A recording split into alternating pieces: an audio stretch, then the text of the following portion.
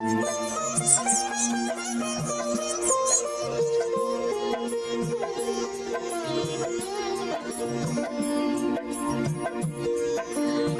गांव में गुंजा और सत्येंद्र रहते थे, जिनकी शादी के 10 साल बाद एक पुत्र जन्मा था। उसका नाम उन्होंने चंदन रखा था। चंदन अब 5 साल का हो गया था। उसमें एक अद्भुत शक्ति थी, लेकिन ये बात उसको या उसके माता पिता को नहीं पता थी। फिर एक दिन, बेटा तुम घर पर ही रुको, हम दोनों कुछ काम से शहर जा रहे हैं, जल्दी वापस आ जाएंगे। हाँ बेटा, कोई शैतानी ना करना, हम जल्दी आ जाएंगे। नहीं पिताजी, आप दोनों कहीं मत जाइए। मैं जानता हूँ आप लोग जाएंगे तो फिर वापस नहीं आएंगे। बेटा तुम ये क्या पागलों जैसी बातें कर रहे हो? हम बोल रहे हैं ना, हम जल्दी वापस आ जाएंगे, और तुम्हें साथ नहीं ले जा सकते क्योंकि वहाँ बहुत भीड़ होती है। बेटा तुम परेशान हो जाओगे। नहीं पिताजी, आप दोनों कहीं मत जाइए। चंदन को छोड़कर दोनों काम के लिए निकल जाते हैं। रास्ते में उन दोनों का एक्सीडेंट हो जाता है और उनकी मृत्यु हो जाती है। फिर गांव वाले उनकी लाश को उनके घर ले आते हैं और अंतिम संस्कार करते हैं।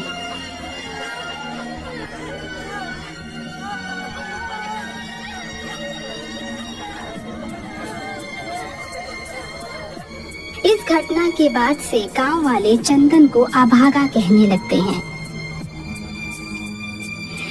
अरे ये तो अभागा है, अपने माँ बाप को खा गया ये तो।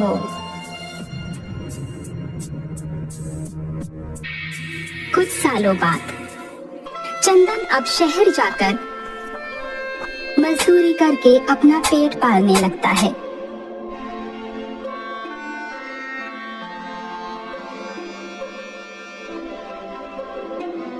फिर एक दिन एक राशन की दुकान पर एक रोहित नाम का लड़का आता है। वो बहुत भूखा था, इसलिए वो वहाँ से एक बिस्किट का पैकेट चुरा लेता है और उसे ये करते हुए उस दुकान का मालिक देख लेता है।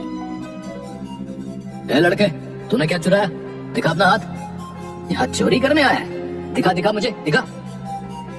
नहीं साहब, मैंने कुछ नहीं चुराया। मैंने तुझे देखा है चोरी करते हुए, अब झूठ बोलता है।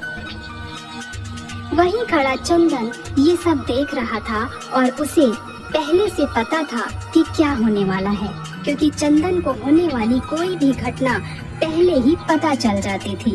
इधर रोहित ने जो बिस्किट चुराया था उसे रोहित ने गायब कर दिया था, इसलिए दुकानदार उसे पकड़ नहीं पाता। हो गई आपकी तसल्ली? मैंने कहा था ना, मैंने कुछ नहीं चुराया। लेकिन मैंने देखा था, ऐसा भला कैसे हो सकता है? जादूगर है क्या तू? अरे साहब, क्या आप भी कल रात के चढ़ाई हुई दारू अब तक उतरी नहीं है? कुछ भी बोले जा रहे हो। क्या? मैंने तो कल शाम पी ही नहीं थी।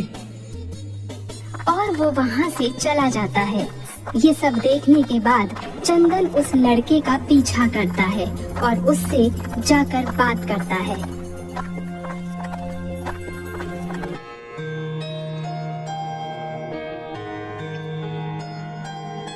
सुनो भाई, तुम भी कुछ मेरी तरह ही लग रहे हो।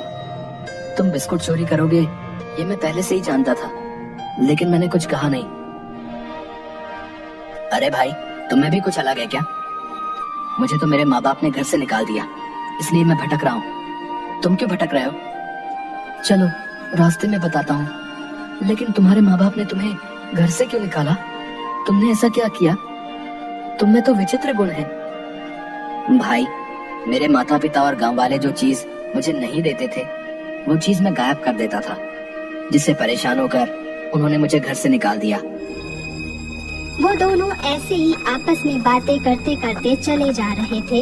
तभी उन्हें एक जगह झगड़ा होता दिखा। वो लोग झगड़ा देखने लगे।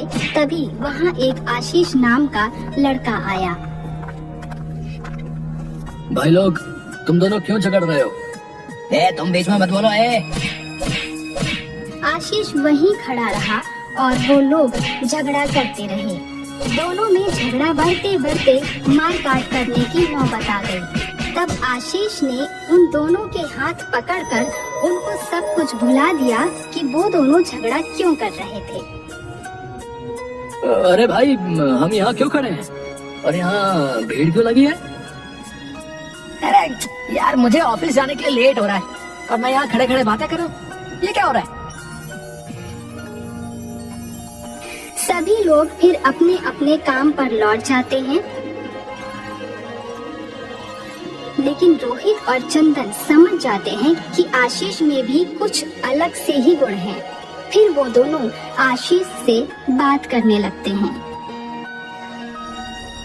भाई, तुम में ये गुण तो बड़ा ही लाजवाब है। वैसे तुम करते क्या हो? मैं एक मंदिर में पुजारी हूँ। मेरा इस दुनिया में कोई नहीं है। मुझे कोई मंदिर में छोड़ गया था, तब से मैं मंदिर में ही रहता हूँ।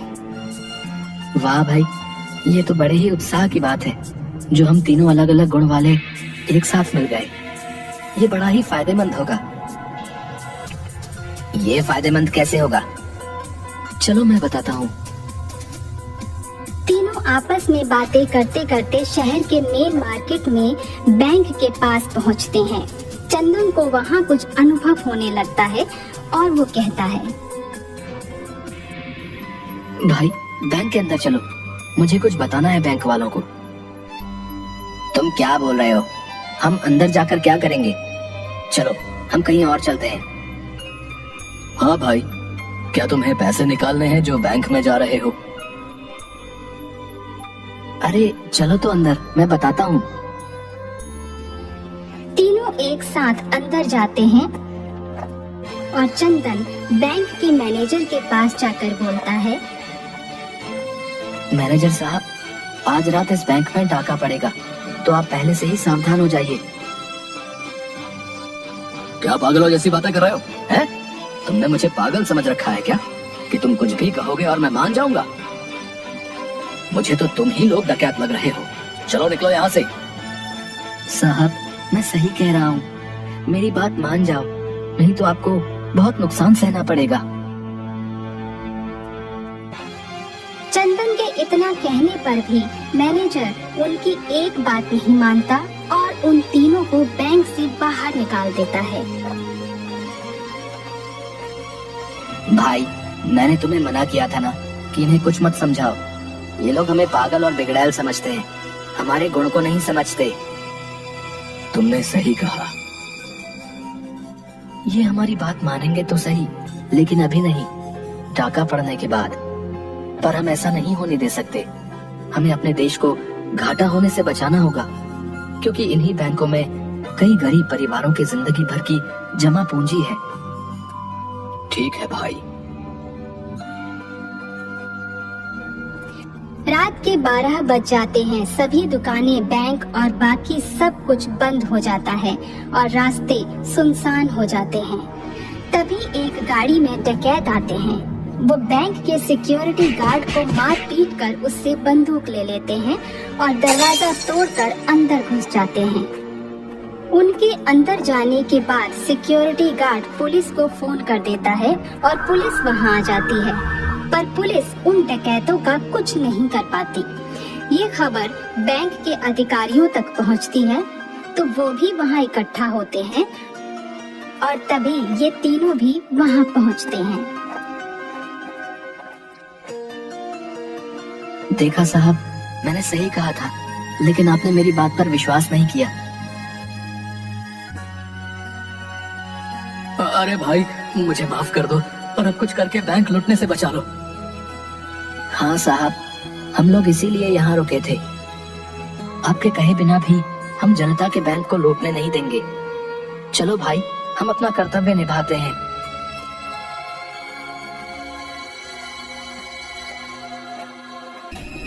जैसे ही तीनों अंदर जाते हैं तो डकैत तीनों पर हमला कर देते हैं। तीनों को गन पॉइंट पर रख देते हैं। ये देख बाहर खड़े मैनेजर और सभी पुलिसकर्मी डर जाते हैं कि अब क्या होगा, कैसे बैंक बचेगा। तभी अरे भाई, हम लोग तो दूसरे को बचाने आए और खुद ही मुसीबत में फंस गए। बचाओ बचाओ बचाओ दरोगा साहब, बचाओ। बाहर खड़े पुलिसकर्मी भी सभी हंसने लगे और उन लोगों को हंसता देख मैनेजर भी सोच में पड़ जाता है। क्या मैनेजर साहब, आप तो कह रहे थे कि ये जादुई व्यक्ति हैं, हमें बचा लेंगे। ये तो खुद ही सहायता मांग रहे हैं हमसे। अरे सर, मैं क्या बताऊं, ये लोग खुद ही तो कह रहे थे कि हम जनता के बैंक को लूटने नहीं देंगे। बाहर खड़े सभी पुलिसकर्मियों को हंसता देख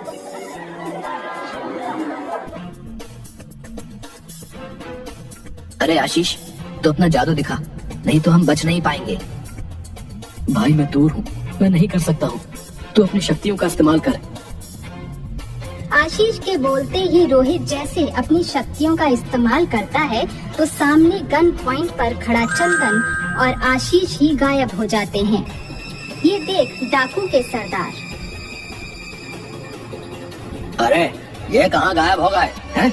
अरे भाई, यहाँ क्या जादू जादू खेल रहे हो हैं? कमाल का जादू करो, हमारे गिरोह में आ जाओ, खूब नाम कमाओगे। हाँ, बहुत आगे जाओगे तुम। अरे नहीं नहीं भाई, मुझे अपने साथ ना ले जाओ। ये सब देख पुलिसकर्मी और मैनेजर भी हंसते हैं और सोच में पड़ जाते हैं कि अब क्या होगा। तभी चंदन और आशीष अदृश्य हुए रोहित को बोलते हैं। अरे भाई, तूने क्या किया?